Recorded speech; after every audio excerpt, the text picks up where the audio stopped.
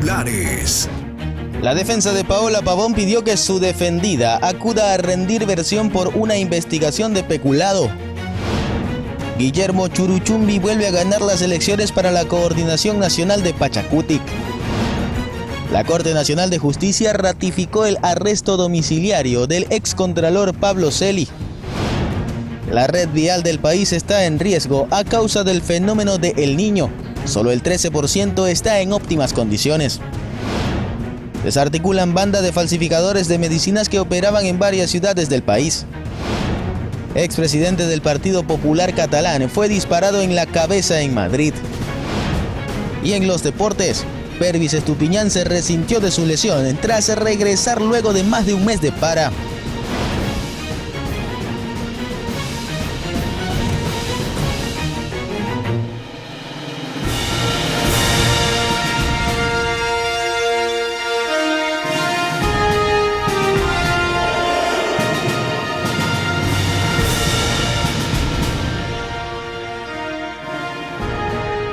¿Qué tal, amigos? Muy buenas noches, bienvenidos al cierre informativo de Noticias Oro Mar. La Asamblea Nacional anunció hace pocos minutos que la sesión de instalación se llevará a cabo este 17 de noviembre a las 10 de la mañana. Empezamos.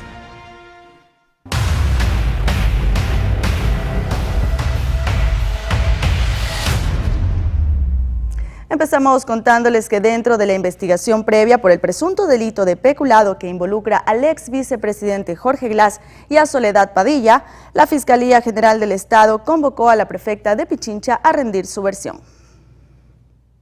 Continúa la investigación previa por el delito de peculado que involucra a la prefecta de Pichincha, Paola Pavón. La Fiscalía General del Estado convocó a la autoridad para este 17 de noviembre y así rendir versión sobre la contratación y las labores que Soledad Padilla mantuvo en la prefectura de esa localidad entre 2019 y 2023. La indagación de este caso se abrió el pasado 24 de octubre, luego de la filtración de un audio que involucra al ex vicepresidente Jorge Glass, a Padilla y a la autoridad del Cabildo. La versión a la que es convocada Pavón fue solicitada por su defensa. Como parte de la información requerida por la Fiscalía, la Prefectura de Pichincha ya habría facilitado informes sobre la creación de los cargos que ocupó Padilla desde el 5 de noviembre del 2019 e información del área de recursos humanos sobre la selección, el sueldo, informes de trabajo y otros documentos de registro. Entre los delitos contra la eficiencia de la administración pública se encuentra el delito de peculado.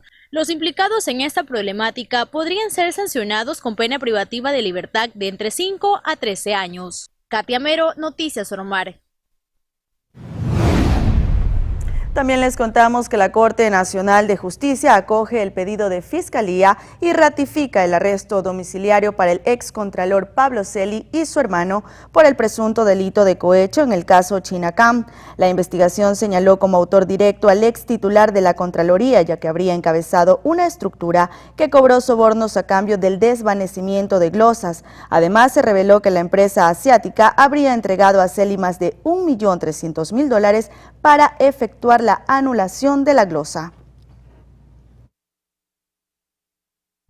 En otro tema, la Asociación de Municipalidades del Ecuador anunció que iniciará movilizaciones a nivel nacional por el incumplimiento en la transferencia de recursos por parte del gobierno.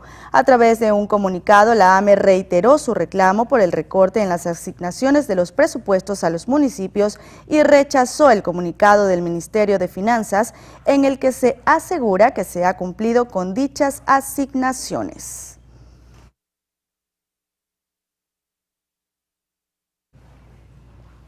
Mientras tanto, legisladores de diferentes bancadas han anunciado las alianzas que se han hecho de cara a la primera instalación de la Asamblea Nacional, en la que decidirán quiénes serán las autoridades. Los legisladores que quedaron electos en las elecciones extraordinarias están llegando a la Asamblea para entregar documentos y prepararse de cara a la instalación de la primera sesión. Entre los asambleístas que se han hecho presentes está Patricia Núñez, de Revolución Ciudadana, quien aseguró que no serán oposición para el gobierno entrante. Nosotros siempre hemos planteado que nuestra predisposición está ahí para hacer un trabajo en conjunto por velar por los derechos de la ciudadanía, entendiendo que si el gobierno pues va por esa línea, por cumplir su plan de trabajo, por cumplir su plan de gobierno. Nosotros estaremos trabajando en conjunto. Además, informó en qué trabaja el movimiento. Estamos organizando el tema de las comisiones, organizando también algunos temas, acuerdos que esperamos que se vayan dando para que podamos pues ya empezar el 20 con pie firme. Veamos cómo se van dando estos acuerdos, que ya es una responsabilidad de nuestros compañeros que están al frente. En el caso de la Revolución Ciudadana, nuestra compañera Viviana Veloz, que está como presidenta de la bancada. Mientras que Esperanza Moreta, del Partido Conservador, anunció con quienes hicieron alianza. Con el Partido Social Cristiano, porque siempre por nuestra ideología política, vengo del movimiento social conservador del CACHI, hemos tenido mucha afinidad en los proyectos que se han presentado, entonces hoy es el momento también de continuar con ese trabajo. Y Sociedad Patriótica también hizo alianza con el Partido Social Cristiano. Es una alianza, hemos sido muy orgánicos nosotros desde que empezamos en el Partido Social Patriótica, 23 años. Sí nos entregó también una alianza a nivel de provincia y a nivel nacional con el Partido Social Cristiano. Yo voy a honrar la alianza, me voy a mantener firme en el bloque del Partido Social Cristiano y aliados. Finalmente, luego de la primera sesión del Pleno, que será crucial, se podrá conocer cómo quedan conformadas las bancadas.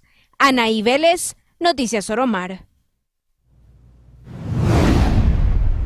Y Guillermo Churuchumbi fue electo nuevamente como coordinador de Pachacutic tras la repetición de las elecciones por disposición del Tribunal Contencioso Electoral.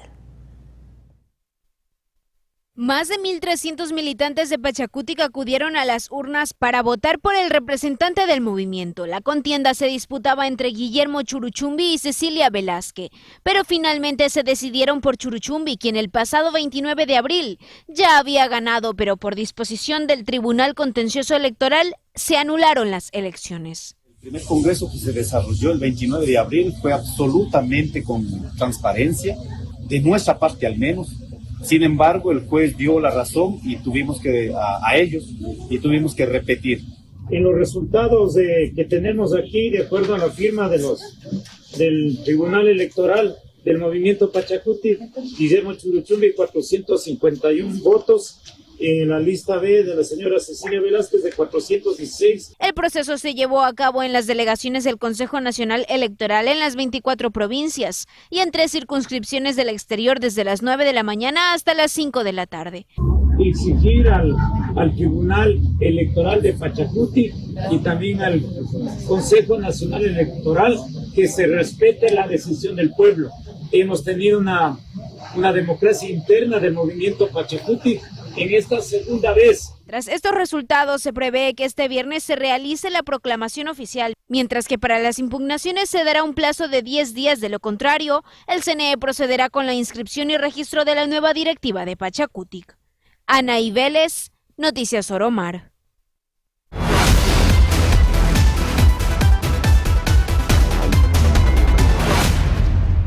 El esperado Consejo de Seguridad entre el presidente electo Daniel Noboa y el presidente saliente Guillermo Lasso será el próximo 14 de noviembre. Así lo dio a conocer el equipo del mandatario. El presidente electo Daniel Noboa participará de la próxima reunión del Consejo de Seguridad, aunque este en realidad no es el primer encuentro. El 17 de octubre, luego de que se conociera la victoria de Noboa en la segunda vuelta electoral, el presidente saliente Guillermo Lasso recibió al mandatario electo para iniciar con la transición. Además de exhortar a tener una transición ordenada, el presidente electo solicitó ser recibido por el Consejo de Seguridad Pública y del Estado, COSEPI, para ponerse al día sobre la situación de seguridad del país. La reunión se efectuará el próximo 14 de noviembre a las 12 del día en el Palacio de Carondelet. En la reunión del COSEPE se prevé que las autoridades aborden temas como la delincuencia organizada, rutas de droga, tráfico de armas, minería ilegal, situación en las cárceles del país, entre otros temas de importancia nacional. Katia Mero, Noticias Oromar. El gobierno de Estados Unidos anunció la implementación de un nuevo programa de seguridad ciudadana en Ecuador denominado Pilares, al cual destinará una línea de cooperación de $17.7 millones. $17,7 millones es el monto que el gobierno de los Estados Unidos invertirá en la implementación del programa denominado Pilares. Así lo anunció Samantha Power, administradora de la Agencia de los Estados Unidos para el Desarrollo Internacional, durante su visita a la ciudad de Quito. Estamos invirtiendo $17 millones y así unir a la seguridad pública con las organizaciones de la sociedad civil y líderes comunitarios, quienes a su vez trabajarán para reducir el crimen a lo largo del Ecuador. Power explicó que el programa consiste en fomentar la organización comunitaria con la participación de distintos niveles de gobierno para combatir el aumento del crimen y la violencia en Ecuador. La construcción de comunidades seguras no pueden lograrse tan solo por una operación o una agencia gubernamental. Se requiere un esfuerzo coordinado entre las entidades gubernamentales a nivel local y nacional, en el cual los ciudadanos también deben estar involucrados. Y por este motivo es que la Agencia de Estados Unidos para el Desarrollo Internacional inició el programa Pilares. El programa se implementará durante 3 años en Quito y otras provincias como El Oro y Esmeraldas, que tienen altos índices delictivos. Para el analista en seguridad Hernán Moriano, la iniciativa tendrá éxito siempre y cuando el gobierno entrante también define una estrategia clara de seguridad ciudadana. Para transformar problemas sociales, ¿no? Ya sea, por ejemplo, lo que es el desempleo, lo que es el incremento de la violencia, lo que es el incremento de los asaltos armados, ya sea en la calle, o también el incremento del sicariato, las vacunas o también las extorsiones en sí. Y que será clave la coordinación entre gobiernos seccionales y prefectura, agrega. Entonces, mientras no existan estrategias o políticas definidas por parte de los gobiernos seccionales, yo pienso que ese dinero procedente de esta ayuda de la USAID se podría perder. Desde este 9 de noviembre el presidente electo Daniel Noboa retomará las reuniones para la transición gubernamental y se espera que en los próximos días Noboa se reúna con el Consejo de Seguridad Pública y del Estado para recibir toda la información relacionada con las formas de operación del crimen organizado en Ecuador. Los expertos consideran que esa reunión será clave para definir la política de seguridad de cara a los 18 meses de gobierno que tendrá por delante. Asimismo, desde la USAID se ha recomendado que el Estado debe invertir en la seguridad de jueces y fiscales, que son parte del tribunal donde se tramitan casos de corrupción y del crimen organizado. Cambiamos de enfada este miércoles 8 de noviembre tras la firma del decreto por el presidente. En el documento se detalla que su reemplazo será Tania Obando, quien estaba al frente de dicha entidad previo a la llegada del exfutbolista. Erazo asumió el cargo el 9 de febrero de este año, 4 días después de quedar en segundo lugar en las elecciones para la alcaldía de Esmeraldas. A través de redes sociales, Erazo manifestó su agradecimiento al mandatario Guillermo Lasso y resaltó que en la provincia verde aún existen muchas deudas pendientes en diferentes índoles. Para estar al día en la información, síganos en nuestro sitio web www.oromartv.com, donde podrá ver todas las emisiones en vivo de Noticias Oromar. Nos vamos a una pausa y enseguida tendremos más información de su interés.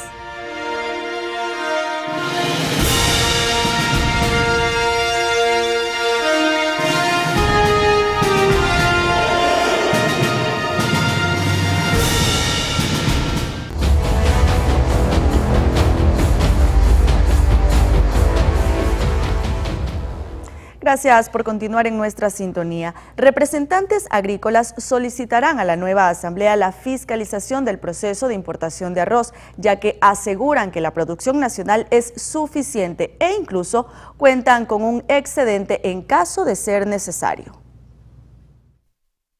Que en Ecuador se produce suficiente arroz para afrontar un eventual desabastecimiento es lo que aseguran desde el Comité de Defensa del Agricultor. Por ello, rechazan el proceso de importación desde Uruguay. En este año se va a producir 1.056.000 toneladas de arroz pilado y el país consume 700.000 toneladas de arroz pilado al año, teniendo como todos los años ha existido excedentes de 356.000 toneladas. Siempre el país ha sido exportador de arroz.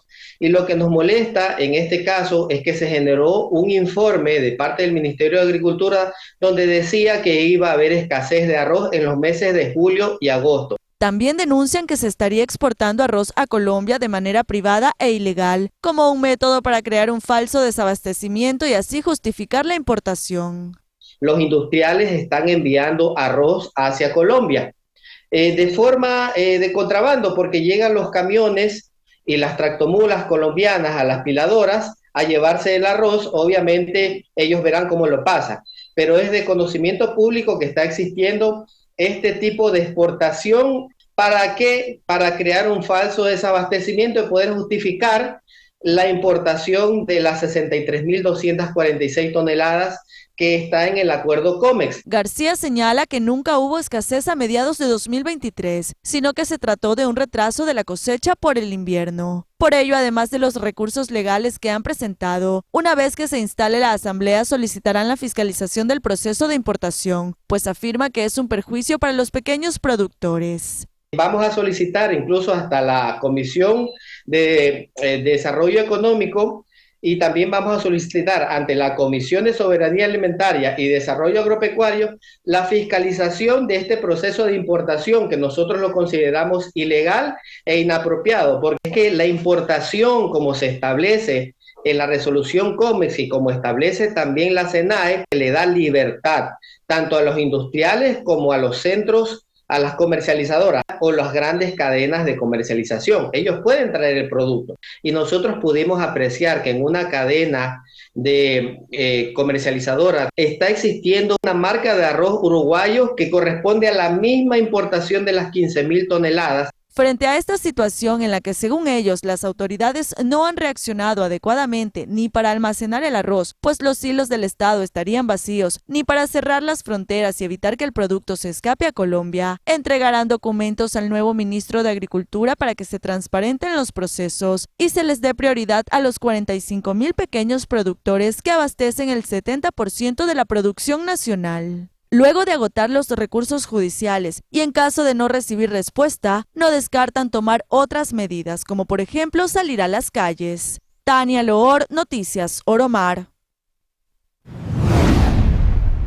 Ahora les contamos que trabajadores y empleadores se reunieron este jueves 9 de noviembre para empezar a definir el salario básico de 2024. Los trabajadores solicitan que el sueldo se equipare a la canasta vital, es decir, en $550, mientras que los empresarios piden que prevalezcan las posiciones técnicas. La reunión se efectuó desde las 15 horas en Quito, sin embargo, hasta el momento no existe un pronunciamiento oficial. Recordemos que de no llegar a un acuerdo entre las partes, el monto quedará establecido en $475, cumpliendo con la oferta de campaña del presidente Guillermo Lasso de subir cada año $25.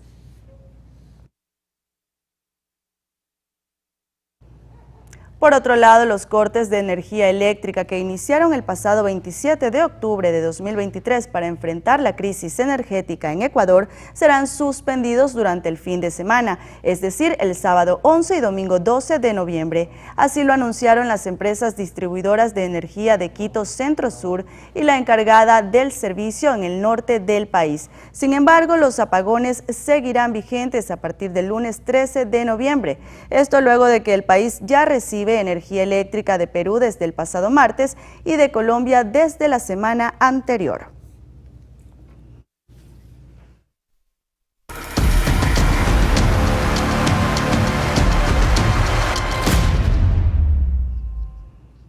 Mucha atención porque la red vial en Ecuador presenta riesgos a causa del fenómeno de El Niño. Solamente el 13% se encuentra en estado óptimo, mientras que un 46% registra pésimas condiciones.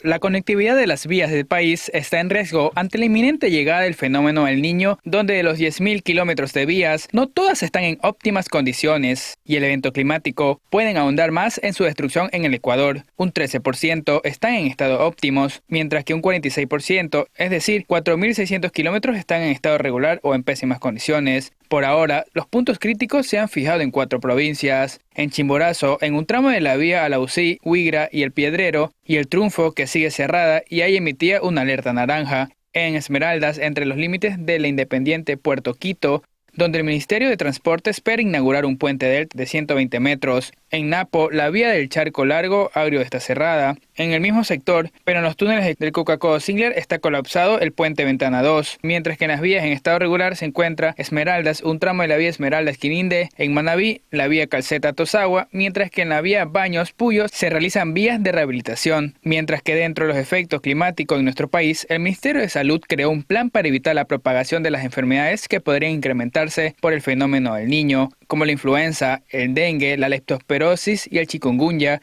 que a través de las brigadas médicas en los distintos sectores del país van concientizando a la población sobre eliminar los criaderos de mosquitos y lo importante de las fumigaciones. El 25 de julio, el ministro de Salud, José Ruales, indicó en entrevista radial sobre el plan de prevención y acción que han estado implementando desde la cartera de salud ante la llegada del fenómeno. Y por lo tanto estamos ya interviniendo en ciertas acciones de prevención, de infraestructura. Las lluvias, las inundaciones, el aumento del agua puede producir y va a producir aumento de ciertas enfermedades relacionadas, por ejemplo, al aumento de la transmisión por mosquitos. Mientras que Juan Carlos González Alcíbar, director de Salud e Higiene del municipio de Guayaquil, indicó cuáles son las posibles enfermedades que también pueden aparecer ante la llegada del fenómeno del Niño. Entre las principales son las respiratorias, como influenza A, influenza B, COVID, asma, entre otras. Las enfermedades respiratorias en general pues se transmiten por la saliva. Entonces es importantísimo mantener una buena higiene en las manos, lavarse las manos con agua y jabón. El alcohol gel es muy importante y especialmente cuando tengamos pacientes que están con este tipo de enfermedades, que usen mascarillas. Finalmente, el comité del EFREN, conformado por instituciones dedicadas al estudio del fenómeno del Niño, informó en su cuenta de X que el periodo máximo de lluvias asociados al Niño se esperarían para el trimestre de diciembre, enero y febrero, iniciando las primeras precipitaciones a mediados de este mes, así como el incremento del nivel del mar en nuestra región. Y la alcaldía de Guayaquil, junto a la empresa pública de gestión de riesgos, colocó 44 señaléticas para la sectorización de zonas con probabilidades de inundaciones. La Autoridad de Tránsito y Movilidad de Guayaquil colocó 44 señaléticas verticales en conjunto con la Municipalidad y la Secretaría de Gestión de Riesgos, de que cumplen con la normativa de INEM y la sectorización levantada en zonas de riesgo para dar a conocer cuáles podrían ser los lugares de probabilidad de inundaciones ante la llegada del fenómeno del Niño. En la cuenta de X de la ATM de Guayaquil indicó que se colocaron en distintos sectores de la urbe como Monte Sinaí, Prosperina, Voluntad de Dios, Samanes, Urdesa, Kennedy, Estero Salado, Suburbios, entre otros, las señaléticas de prevención. En un enlace radial de este miércoles 8 de noviembre, el alcalde de la ciudad, Aquiles Álvarez, indicó que se cuenta con un presupuesto de $25 millones para labores de prevención ante el Niño en Guayaquil. Afinando los presupuestos de las diferentes direcciones, empresas públicas y fundaciones, hemos priorizado en la prevención para el fenómeno del Niño en todo el holding municipal. Entre empresas públicas, fundaciones y direcciones hay un monto en presupuesto de $25 millones para prevención con el tema del fenómeno del Niño. La señalítica instalada es fácilmente ubicable como puntos de especial atención para los habitantes como para los organismos de socorros en casos de una situación de posible evacuación de cara a las lluvias que se han anunciado como parte del fenómeno atmosférico El Niño. Trabajando con empresas públicas de seguridad, las diferentes direcciones municipales, ATM y demás, ¿no? EMAPAC, por supuesto que es fundamental, con el plan choque, donde se han invertido y se están invirtiendo $7.5 millones para evitar que el problema del fenómeno del Niño, si es que termina de llegar acá, sea más fuerte de lo que... Finalmente, con la información reciente del EFREN, señalan que el Niño se manifestaría con fuerza a partir de la primera quincena de noviembre de 2023. Debido a esto, la ATM y el municipio ya se preparan, pues el fin de esta señalización es convocar a la atención de los ciudadanos y los organismos de socorro en caso de una eventual evacuación.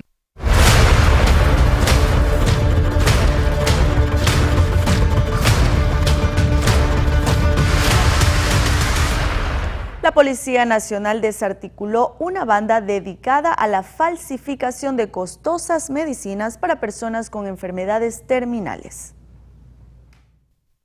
se desplegó durante toda la madrugada para realizar 17 allanamientos y detener a 17 personas de un total de 18 que tenían orden de detención debido a una investigación de varios meses que Fiscalía había realizado a una banda dedicada al contrabando, falsificación y adulteración de medicinas. Dentro de los allanamientos se ha logrado la aprehensión de 18 unidades móviles en 17 inmuebles allanados, también varias unidades de tapas plásticas, envases plásticos, 300,000 unidades de medicamentos aproximadamente, 100,000 unidades de insumos médicos. Los productos falsos eran medicamentos destinados a enfermedades catastróficas como el cáncer, por lo que su costo en el mercado es alto. De allí que los falsificadores ganaban dinero vendiéndolos a través de las benditas redes sociales. En farmacias posiblemente que también fueron allanadas, el día de ayer allanamos 2 farmacias donde también se encontraron indicios de convicción que serán valorados ya en el proceso judicial.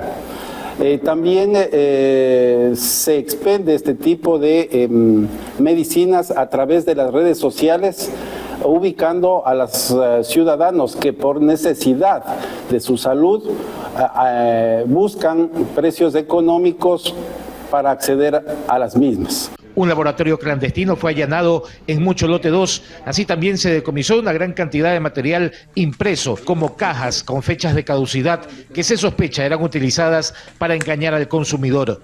Cristian Arias, Noticias Oromar.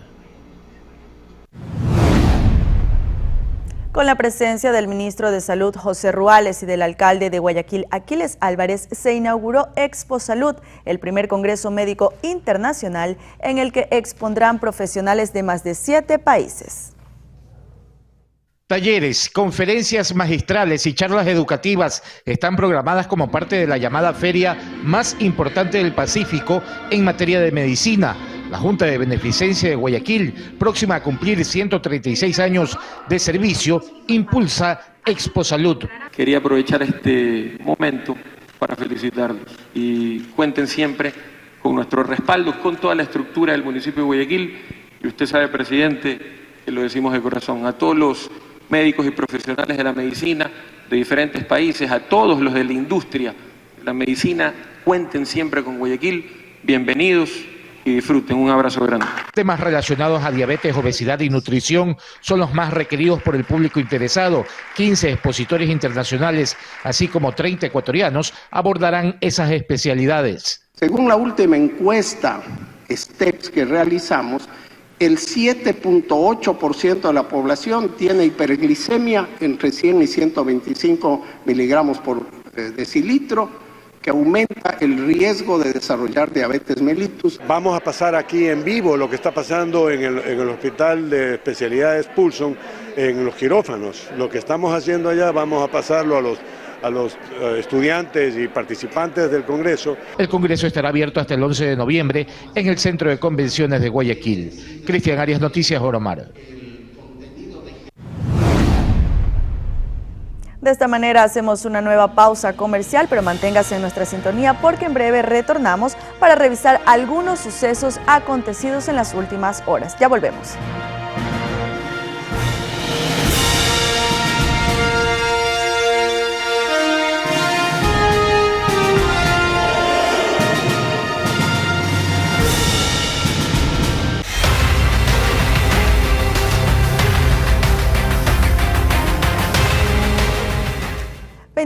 Con 37 minutos. Un adolescente de 13 años fue asesinado en la cooperativa El Cerro, en el sector Mapasingue, al norte de Guayaquil. Luego del violento hecho, la Policía Nacional detuvo a 2 sospechosos que pretendían huir por la vía a Daule. Escuchemos las declaraciones del jefe policial del distrito.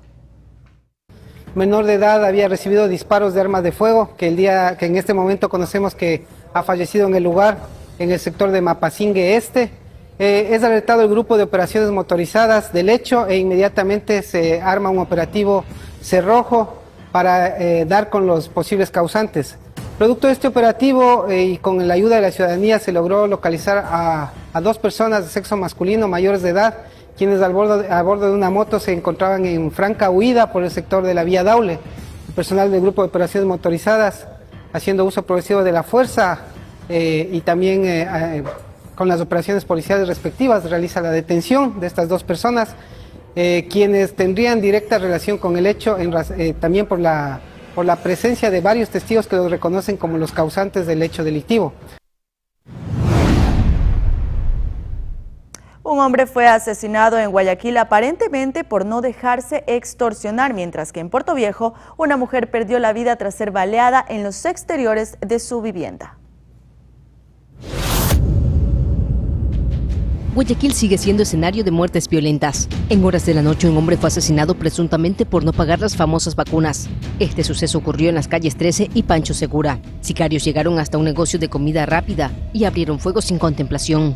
Actualmente se trabaja en corroborar si efectivamente se trató de un tema de extorsión. Cintia Marisela Paladines Solórzano no resistió las heridas de bala que recibió la noche de este miércoles mientras estaba sentada en la acera del portal de su vivienda, ubicada en la ciudadela Las Orquídeas de Portoviejo. La fémina fue sorprendida por sicarios que se movilizaban en una motocicleta, quienes le dispararon con arma de fuego dejándola gravemente herida. Paladines fue ingresada de manera urgente hasta una casa de salud, pero la mañana de este miércoles, los médicos informaron que dejó de existir debido a que las balas comprometieron varios órganos. Delincuentes acabaron con la vida de un policía en Quevedo, provincia de Los Ríos. El uniformado se encontraba persiguiendo a individuos que estaban robando en un sector y en medio de la persecución, uno de los antisociales detonó su arma de fuego en reiteradas ocasiones. El gendarme fue trasladado a una casa de salud, pero los galenos solo pudieron corroborar su deceso. María José Pino Argote, Noticias Oromar. Hace pocas horas se explotó un vehículo en los exteriores de una discoteca en la ciudadela La Garzota, al norte de Guayaquil. Según testimonios de los moradores del lugar, los delincuentes estacionaron el automóvil y le rociaron combustible para posteriormente quemarlo. Segundos después realizaron varios disparos al aire. Hasta el momento, las autoridades no se han pronunciado al respecto.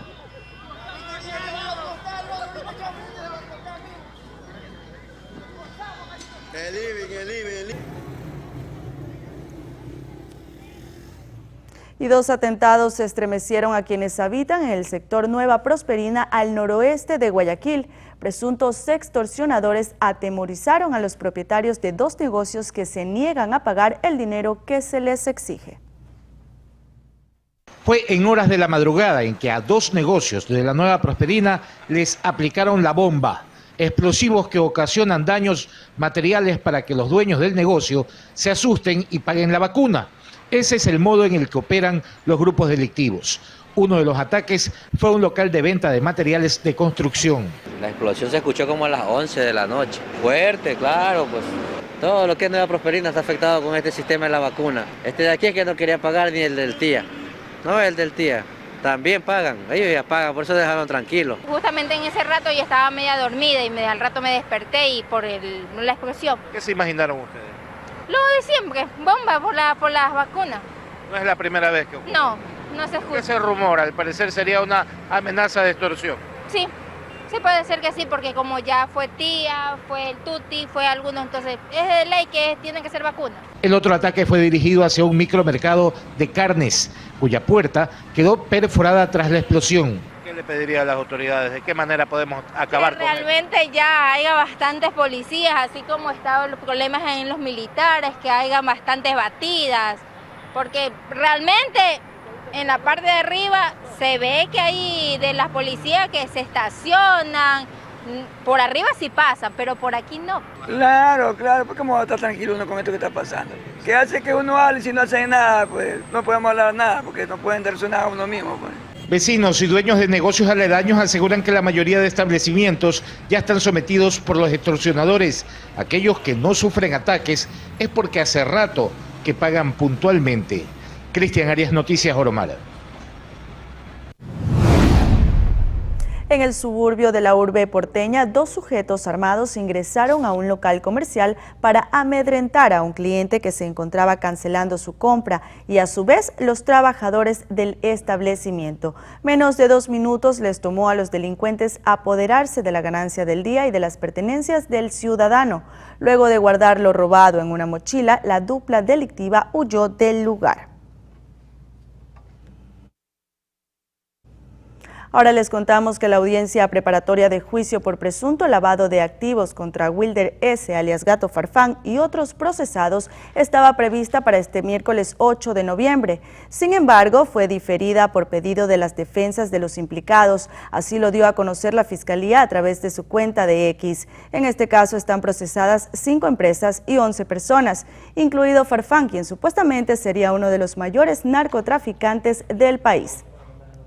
La entidad indicó que la nueva fecha para la diligencia quedó establecida para el próximo 4 de diciembre de 2023.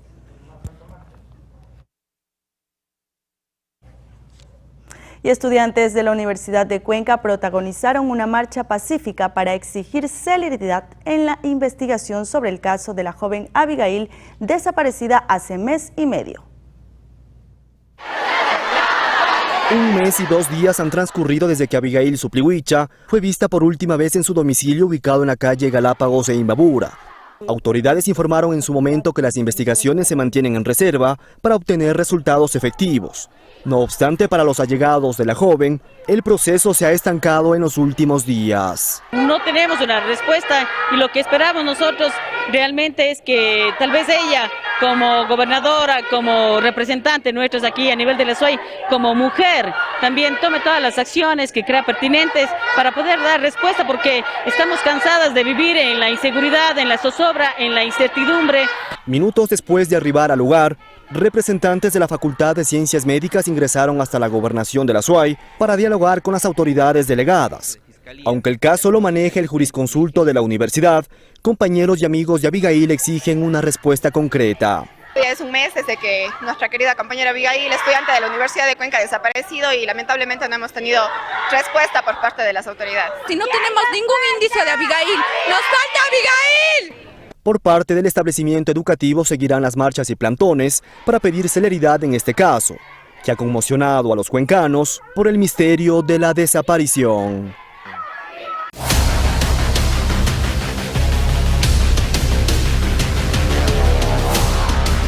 Esta madrugada, en el kilómetro 16 de la vía Santo Domingo El Carmen, se suscitó un accidente de tránsito. En el lugar se volcó la unidad número 130 de la cooperativa Reina del Camino, que cubría la ruta Manta-Quito. Producto del siniestro, perdieron la vida el chofer y el oficial. Además, pasajeros del autobús resultaron heridos y fueron trasladados hasta una casa de salud. Los peritos de la Comisión de Tránsito del Ecuador llegaron al lugar para realizar el procedimiento de ley e investigar las causas de la emergencia.